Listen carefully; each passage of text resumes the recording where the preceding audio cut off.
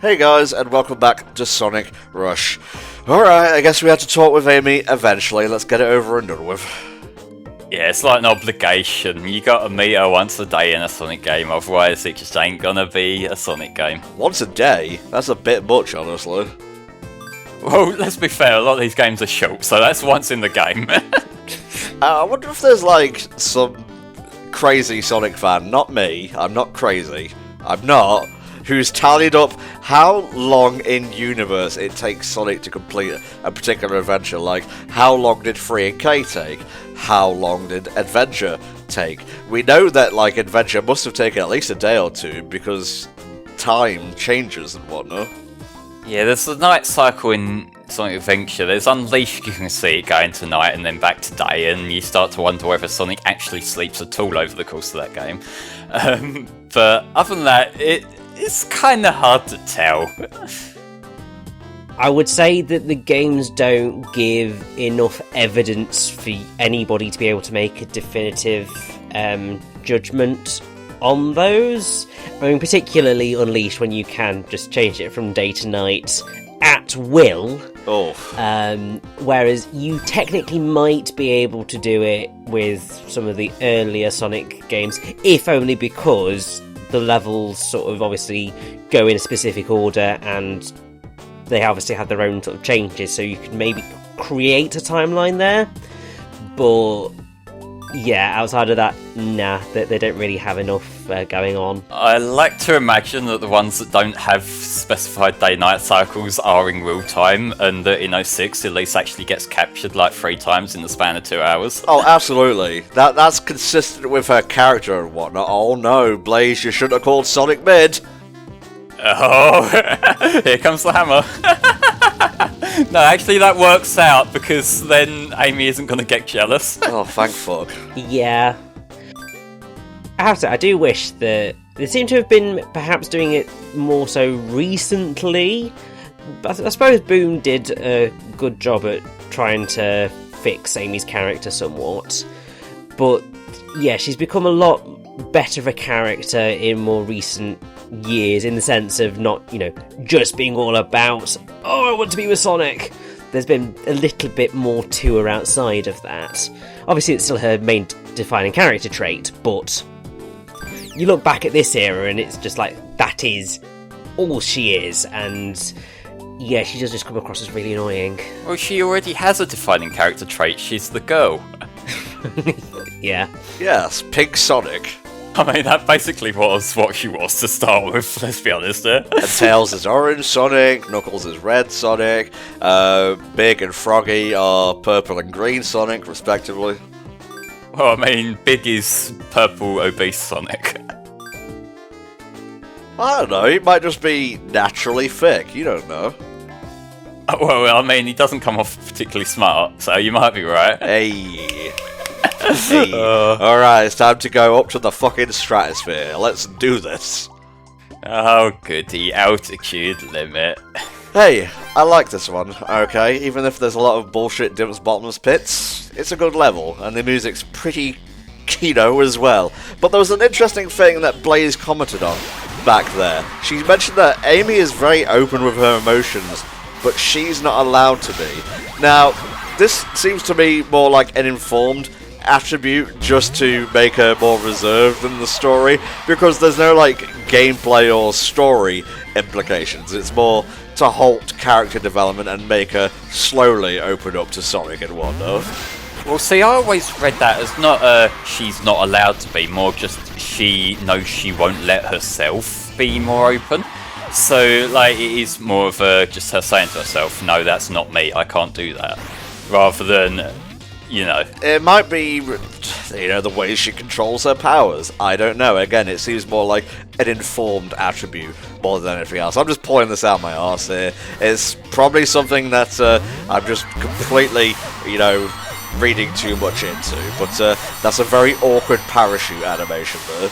It's very awkward. I mean, one of the things that I probably would point out there is also the whole thing of Blaze is the princess of the alternate dimension where she comes from, and generally when you look at obviously how royalty is supposed to act, it generally is in that more reserved manner, so there's generally that expectation that they are not going to be incredibly open with their emotions. So if it isn't, Blaze just naturally isn't like that, or it's her saying, I don't feel that I can be like that, there is also that potential explanation, which I would say is perfectly logical. Well, see, the thing is, like, I get that to a degree, but Blaze is also not a, like, more traditional royal either, in the fact that she's very action-driven. Like, she's not really a commander, she's more of a, like, she'll go and sort shit out herself. Yes. So, you know, I maybe would take a different reading of royalty and how that works from her dimension, but, like, again, I do just see it as she's very... I don't know whether I'd put it down as shy, but she's kind of a bit hesitant to show how she's like really feeling and whatnot. So that does feel like more of a introspection thing more than anything. I don't like these sections still. That's fine. There was no other way to segue off of that anyway. No, like I said, it's interesting the first time, but after a while it is just, you're on a hang glider, you're waiting for this section to be over. Well, at least you can get through it in one piece, unlike certain other games. No, Tom, you've got to get over it. It was years ago now, many years in fact. See, that could be leading to a good handful of games of bullshit flying sections. Well, just to be frank, just to be clear, I'm talking about Sky High Zone from the Master System Game Gear version of Sonic 2. Alright, well, that was fine with save states. And just in case you guys are wondering, we have done the Sonic 1, Sonic 2, did we do Blast? Yeah, we did Sonic 1, 2, Chaos, Triple Trouble and Blast. We haven't done the Tails games yet. Yeah. Maybe one day, with emphasis on the maybe. We'll see. I like to actually play the games, for the most part, that we cover. I've never played and completed Tails Adventure or the Sky Patrol game. Sky Patrol's okay, like, I would need to play Adventures for myself, but that's kind of a completely different gameplay style in itself. It's more of a Metroidvania than a platformer. I've heard it's decent, actually. I have heard decent things about it, but again, it's like, I don't usually play Metroidvanias. I'm more of a linear platformer kind of fan, so I don't know, like, Sky Patrol is also a very different kind of thing in the fact that it's like a constantly airborne kind of game, and it's more about dodging obstacles than like more traditional platforming. But that is also a very short game. Like, my long play of that is, I think, 15 minutes including credits, so you know. Yeah, that's kind of how that plays out, but then it was a Game Gear game, so you've got to be able to beat it within the Game Gear's like battery life. Okay, I think you're exaggerating a little bit there for comedic effect, but who the fuck am I kidding? That shit ate batteries like a motherfucker. Now, I do want to draw attention to these particular parts of the level, and there's a few like these in the other levels as well, like in I nearly called it Carnival Night Carnival, but like they're the worst parts of this game's level design in my eyes, because like they're very small platforms in a game that is not designed with precise platforming in mind. No. And it is quite possible to slip off, especially in this level, because there's so much just jumping around from like different grind rail to platform to grind rail. It also completely breaks the pace that they build up, because like you get into a fast-paced platforming section where you jump off the grind rail, you boost and you just get airborne and that, but then you have to stop to make a careful jump. Yeah. And I know that is like a trend within Boost Sonic as a whole that kind of slows them down, but it's especially obvious here because it's more often not a pit you'll fall into rather than just a wall you'll hit and break your speed. Oh, yeah. Like I said, I think in the first part of the playthrough, this game is all about going fast. It's not momentum based at all, so some people may like that, some people may dislike it. One big weakness for Rush's gameplay style is when it needs you to slow down, you start to see the cracks emerge. Yeah, it's a very clunky style of platforming.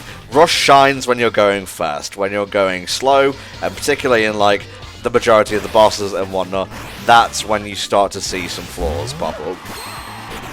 It's one of the things that I know why it happens in the modern Sonic games, the ones that are mostly running from discs and that, because like the slowdown sections are intentional load sections. This game runs off a cartridge, so I don't really know if that is a necessity or whether it was just them trying to add variety to the gameplay and it didn't work out quite so well. I would assume going for variety, largely because if you're thinking about how you design a level, if it is purely going fast all the way to the end, then it is just going to feel very one note. Like, you're kind of just going to go through it and not really remember it. Whereas if you try and add some peaks and troughs into the speed chart, I suppose, of it, then you end up on that bit more of a roller coaster, and therefore it's a bit more exciting, and therefore you're a bit more likely to remember it. See, like, I know that being able to pull off consistent fast-moving level design is going to be a lot more complex because you need to make more level and you need to have challenges along the way, so it's like it's rewarding like efficient gameplay more so than just hold X to win. Yeah. Like, which, you know, like, I know it's the meme hold X to win, but like a lot of the fast sections in Unleashed and Generations do sort of do that, but there is also the problem you get with a lot of the Sega Hire This Man kind of games. Ugh. You know, the ones I mean, which, in fairness, a lot of those are just tech demos, and they've got impressive tech in the fact they've put their engines together. But a lot of the demo levels they put together that people go, look, this is what Sonic should be, and it's like just holding forward for a big open field, you know. Like, you do need to have level on top of an engine. Yeah. And when they're putting these levels together, I feel like that's one of the things that no one's really found like the perfect way to reward efficient gameplay with speed while still having level there for people who are not just like top level players, you know? Yeah.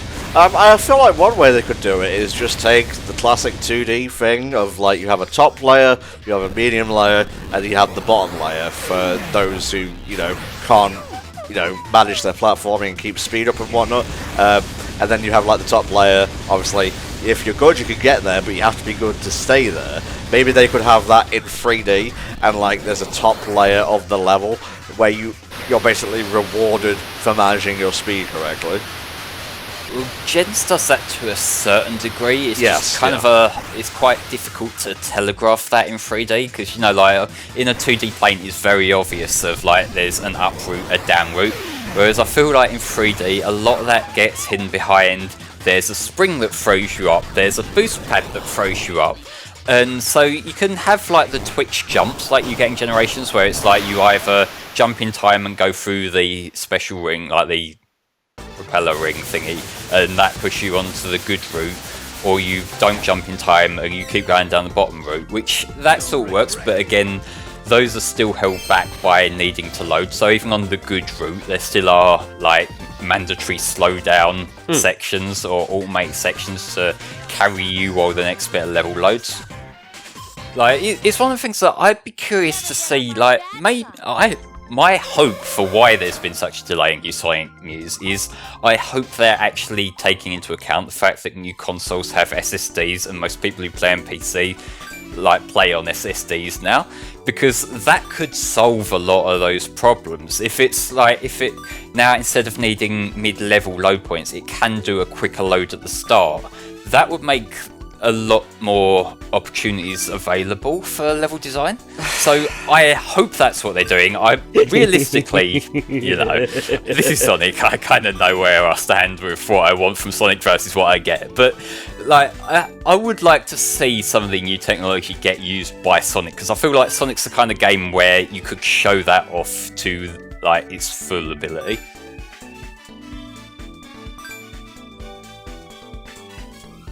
I'm just gonna flat out say it. Sonic Team, whoever makes up Sonic Team currently, I have no fucking clue, is not Insomniac. They can barely even optimize their games. Come on now. I don't think they're gonna make use of console architecture to that degree. Well, I mean, like, Forces ran just fine. Like, technically speaking. Not in terms of, like, the game design, but, like, that game held a consistent 60 for the most part, you know? So, Maybe they could make full use of, like, the original Hedgehog engine's lighting and whatnot that made Unleashed run so crappily at times. It's because the lighting was so good, and then they, like, toned it down significantly in the second iteration of the engine for Forces. That's why, on the surface, Forces does not look as good as Unleashed, despite technically being graphically superior in a lot of ways. Well, to my understanding, the Hedgehog Engine 2 is a better optimised version, so it should, in theory, be able to pull off Unleashed quality visuals with high performance. It's just, they don't really seem to want to commit to that art style anymore. Like, they seem to be moving away from the more, I guess, real-world settings that Unleashed had and the adventure games had and whatnot, and rather than now instead committing to a more detailed cartoony world, like maybe doing a Mario Odyssey kind of setting, they're instead simplified settings. Like in Forces, outside of the city, everywhere else was just basic Sonic trope land. You know, like we're seeing Green Hill again, we're seeing Chemical Plant again, you know, like those games were pushing the limits of 16-bit technology. Those like designs are impressive for a 16-bit system. They're not that impressive for a HD system. Yeah, I think you bang on the money there, because that's part of the reason why I'd say that Super Mario Odyssey ended up being as much of a standout as it was, because obviously the Switch is more powerful than any Nintendo system that's come before, but it's not as powerful as a lot of the other consoles on the market. Right, yeah. But the approach to the worlds that they went with was, even though they did frequently fit into sort of typical Mario tropes, they were visually very different things that we'd experienced before, and because it was different and it pushed the boundaries of what was possible for a Mario game to look like. And I suppose that is part of the thing that Sonic's struggled with, because probably ever since Colours, there's not really been any push for exciting brand new level ideas, apart from maybe in Mania. But obviously that's 2D, and that is a very different art space to a 3D world. Also not made by Sonic Team, so... Yeah, I do want to stress, like, because I do see these arguments get conflated from time to time. When I'm saying, like, they could make better use of the technology that's available for their visuals, I don't mean, like, a more realistic kind of thing. I want more detailed settings that fit Sonic's world. Yeah. And you can do that, because, like, I know it's on the Wii and it wasn't quite as competent as its contemporaries at the time, but Sonic Colors had a very cartoony world, but it was a very stylized cartoony world that really did push the Wii in a way. Like, and the comparison I would make there is compare Colors' art style to Lost World's art style, which was sort of its spiritual sequel in a way. Like, Lost World didn't try to make a detailed setting in Sonic's world, it tried to make the most bare bones setting in Sonic's world, and it was literally just like paint by numbers with the tropes. Yeah. That's what I'm trying to avoid here. I want, like, yeah, you can have your desert world and your fire world and all that, but, you know, give it a bit more character than a fire world. Like, Crisis City is a fire world, but it's got its own setting to it. Same with, like, Rooftop Run is the city area, but it's got its own thing to it, and, you know, that's kind of what we've been missing since around Generations, I want to say. It kind of goes back to what I was saying in the previous part about, you know, match the music to the style of the game. I think the graphical style should be informed by, you know, what tone you're trying to set as well. Like, what Flame said about Colours, absolutely correct. It's bright, it's vibrant, it's peppy. Even when it's trying to be dark, it's still got, like, a breath of fresh airness to it. It's not really a descriptive, but whatever, I'm coining it right now. But when you get to, like, Forces, it's like, this is meant to be a game about, like, war and how, you know, things are very dire for everyone. But then you get levels like, oh, it's a peppy casino forest and whatnot. And, oh, it's a very even for like a desolate city, is very orange and bright and whatnot. And then you have like the pyramid level, super bright, almost neon yellow sunshine and whatnot. And then you go into a very vibrantly lit pyramid. And I don't know, it's weird. I feel like Rush here, because it's like such a new concept, having 3D graphics and this art style where it kind of blends 2D and 3D works for it because it feels as experimental as the gameplay. To give you another example, completely non-Sonic related, The Legend of Zelda Skyward Sword. Yeah. I would say visually it's a nice looking game. You know, the watercolours kind of let down by the Wii's fidelity and such, but they look nice. It doesn't really do anything for the gameplay or the tone of the game per se. It's just seemingly an art style that they chose to go in an opposite direction from Twilight Princess, just to give that juxtaposition. Now, say what you will about how muddy and whatnot Twilight Princess looks, but it matches the tone of the game explicitly. With Skyward Sword, I never really got that, because they were trying to go for this grand, epic prequel sort of thing, and it's a very almost, I don't want to say childish, because that's a bit too mean, but a bit too lively in terms of art styles. And then when you get to Breath of the Wild, it's all somewhere in the middle, very almost melancholy and whatnot, and that suits the game's tone perfectly, because it's a very melancholy sort of game. And I don't know, Sonic Team just kind of goes with what they want, and the game suffers a little bit as a result. Not on a huge level, just like, you may not have noticed it, but your brain did, sort of thing. Yeah, I mean, that's probably sort of half the problem with a lot of the Sonic games from recent years, is that there's nothing inherently wrong with some of the ideas that they have had. So the whole plot of Forces was not an inherently bad idea. In fact, there was something quite exciting about it when it was initially announced. Saving the world from Robotnik via a freedom fighters guild is as old as almost Sonic is in general. You know, there's nothing wrong with that. It's the way they implemented it, but go on, Rich. Yeah, having an art style that matched up with that plotline and a soundtrack that mixed up with that plotline would have made everything just land that bit better, because it did just fall flat.